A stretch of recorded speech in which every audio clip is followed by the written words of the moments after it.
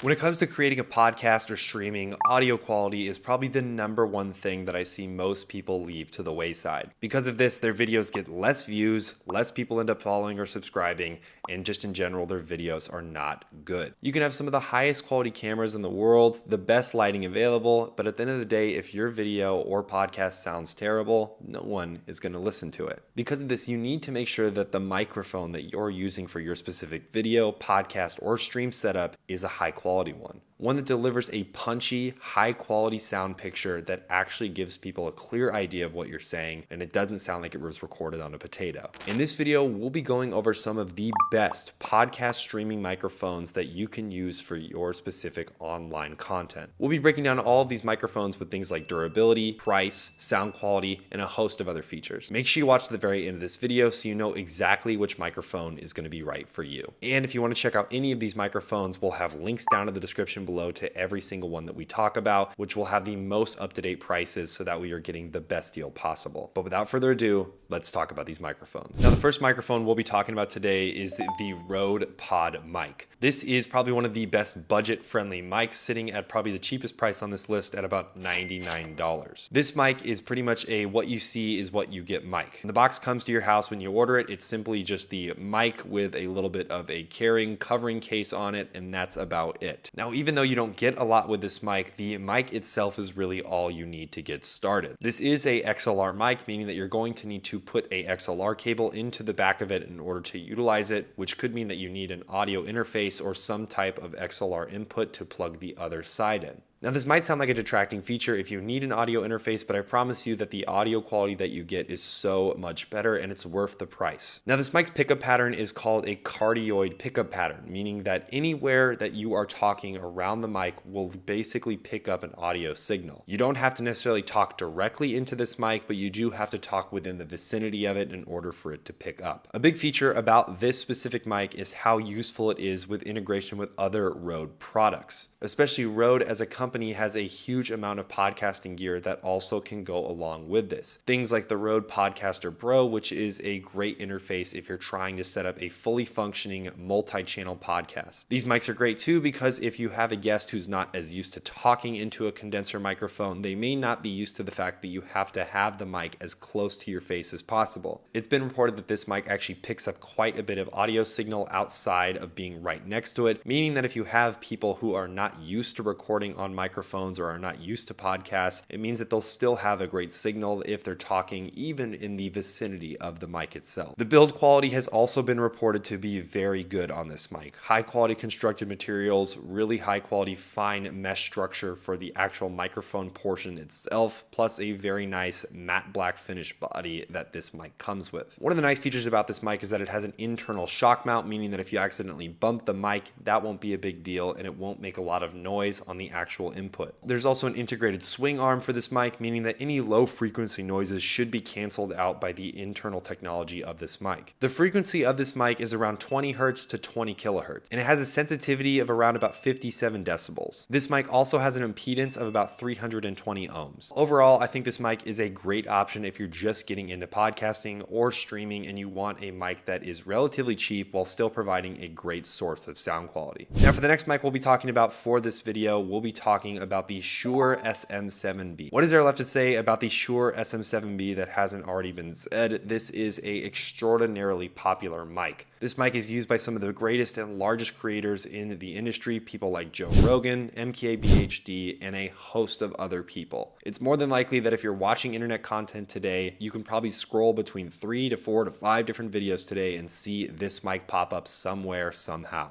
And we're even using this mic on this specific video right now. Now, this mic is priced a little bit higher at $399 for the mic itself. Now, when you actually order this mic, it does come with a few accessories, which are pretty cool. This mic comes with an adapter nut, which allows you to screw it on to smaller threads, and it even comes with a windscreen pop filter to help with those annoying plosive sound effects that can happen when you're talking into a mic. Now, once again, this is a XLR connection mic, meaning that you are going to need an audio interface or some kind of XLR input in order to get sound out of this. This mic also is a very gain hungry mic, meaning that it's going to sound a little bit quiet until you make some simple adjustments in your audio interface in order to increase the gain and obviously get a louder signal. You can buy other things like a cloud lifter, which has been used to obviously raise the overall gain for the specific mic, but I've found that simply doing a little bit of post-production in the audio interface or the audio processor that you're using cleans up the signal quite a bit. Now this mic is very punchy, it's got a real rich, deep bass sound to it, and it's really great if you're just kind of wanting to go for that studio podcast sound that so many people are going for nowadays. Another thing about this mic too is it's almost kind of a status symbol, right? When you see it on these videos with these larger creators, you know that this person typically is more than likely really meaning business when they're creating content. They're doing it consistently enough to obviously invest a certain amount of money. And given the fact that this is a condenser studio microphone, you kind of have to get up very close to it in order for it to pick up the audio signal. Because of this, you'll see it usually in frame hanging off of a microphone arm, and that's just kind of something that you'll see and notice in a lot of other videos. Another thing I want to mention about this specific mic is that it is heavy, and I mean heavy. You need a heavy duty microphone arm in order to hold this mic up. If you have a cheap microphone arm that you got off Amazon for like 20 or 30 bucks, it's very likely that that arm will not hold this microphone. Make sure when you're getting this microphone, you have a solid, stable stand, because of course, if that microphone stand is not strong enough, it will not hold this microphone up. This microphone also has a cardioid pickup pattern, meaning that once again, like the last mic we talked about, as long as you're in the somewhat vicinity of this mic, it will pick your signal up and it will be able to hear you talk. But once again, remember, you do have to get kind of close to the mic to talk into it so that way you can actually get a good signal. The next mic we'll be talking about is the Shure MV7. This is a hybrid XLR USB mic that also functions, of course, as a condenser studio mic that allows you to still get really good quality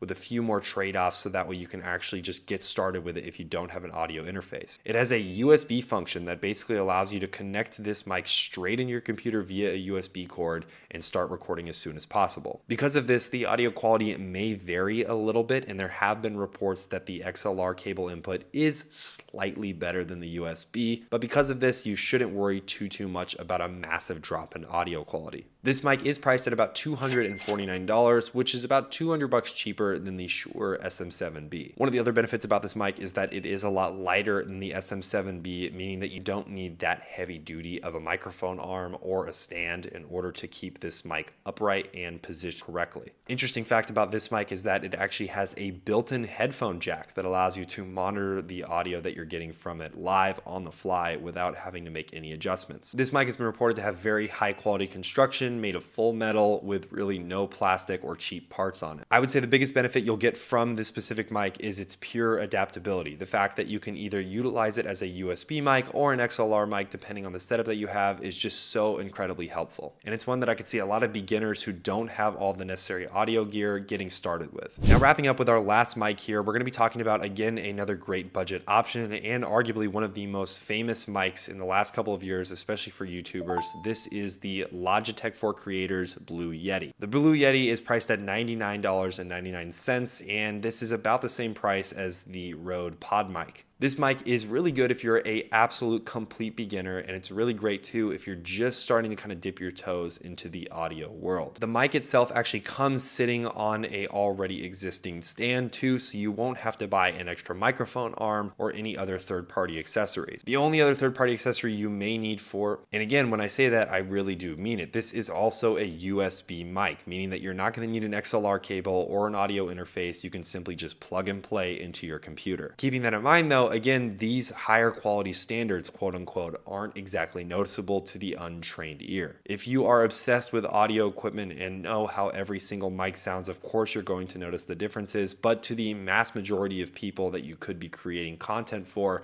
it's not really going to be noticeable. One of the nice things about this mic is that it comes with an entire software suite that allows you to enhance the overall audio performance of this mic. Another interesting thing about this mic is that it actually has 4 different pickup patterns instead of just one singular fixed pickup pattern. Because of this mic can be extremely adaptable, allowing you to record things like voiceovers, instruments, and a host of other things. The mic comes in a very clean blackout finish, and again, it is mostly made of metal, very high quality materials, and has been reported to be pretty nice when you actually get it out of the box. For this mic's audio sensitivity, we're looking at about 120 decibels for the pickup range, which is pretty sensitive sensitive, but again, that is not bad considering that this is more of a beginner-friendly mic. In general, I think this is a great option if you are really unsure of what to get in the first place and you just want to try something out. Most people end up getting a Blue Yeti as their first mic anyways, and I think that this is just a solid option from them in general. Other than that though, that's going to be everything about these specific microphones. Make sure you guys check out all the links down in the description below for both Amazon and B&H so you guys get the most up-to-date prices, and so that way you make sure you're getting the best deal possible. When you use regular links, sometimes you might not get the most accurate or up-to-date deals, and in the description down below, we have tried to make sure to curate them to be the most accurate and most up-to-date as possible. Hopefully you guys enjoyed this video. Make sure to hit the like button, comment down below, and hit the subscribe button. This channel is dedicated to making videos about products that you love to use on a daily basis and finding the best deals for them. Hopefully you enjoyed this video, guys, and I'll see you guys in the next one.